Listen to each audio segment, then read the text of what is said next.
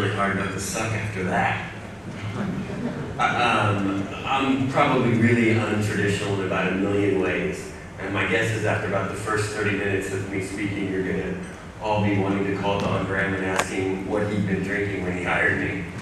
Very untraditional, but that's okay. William Ellen White was a hugely powerful publisher in the early part of the 19th century. If you were going to become president of the United States, you had to take a train to Emporia, Kansas to meet with William Ellen White.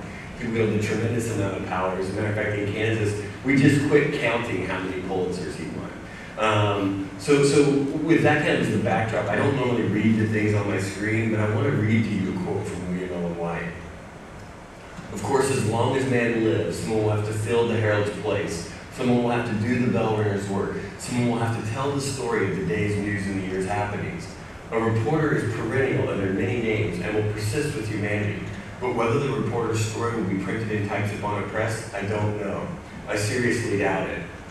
I think most of the machinery now employed at printing the days, the weeks, or the months' doings will be junked by the end of this century and will be as archaic as the bell ringer's bell or the herald's trumpet. New methods of communication, I think, will supersede the old.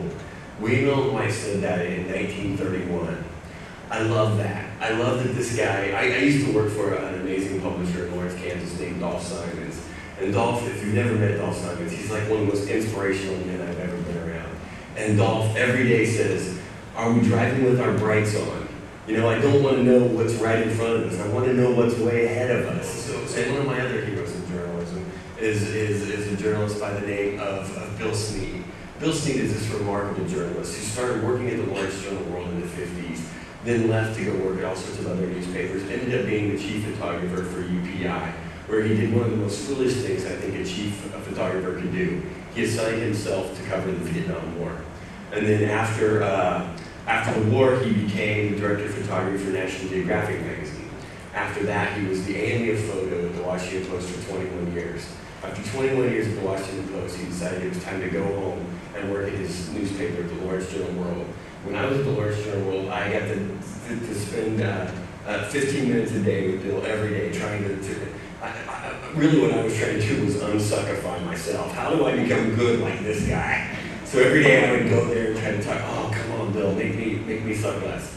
So, and one of the things that Bill taught me was that it's not about how our readers get the message, it's that they get the message. He doesn't care if it's on paper or if it's on a mobile device, he doesn't care. To him, it was all about connecting with the readers. And he says if we were more concerned with connecting with our readers, our industry wouldn't be in the state that it is right now. First, let me explain to you how the good old days of newspaper websites used to be, if there ever was such a thing as a good old day of a newspaper website.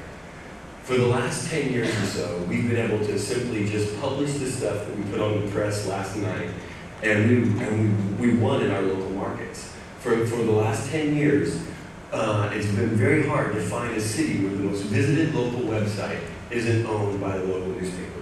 All we had to do was publish what we put on the press last night. We weren't even trying that hard, and we were so far ahead of all the other local media sites, we couldn't even see them in our rearview mirror. We were way ahead of them. And then something weird happened. At an editor-publisher conference earlier this summer in Miami, a survey was released that should have scared the crap out of newspapers. And I haven't read anything about this survey. And in this survey, it said that many of the top-ranked local websites are now standalone TV stations rather than newspapers. And when you look at it, it's shocking. Of like the top 40 local news websites in the country, 20 of them are TV stations now. I mean, they totally surpassed us. And television stations were doing something that worked well on the internet. They understood the power of breaking news and did it well, did it better than us. And whereas there's so many newspapers out there experimenting with video right now, I mean, we do it too at the Washington Post, but all of the newspapers either tend to post really amateur-looking video or long, boring documentaries that no one in their mind would ever want to watch. I mean, they've surpassed us, and now we've got to go clobber them, which is what we're going to talk about today.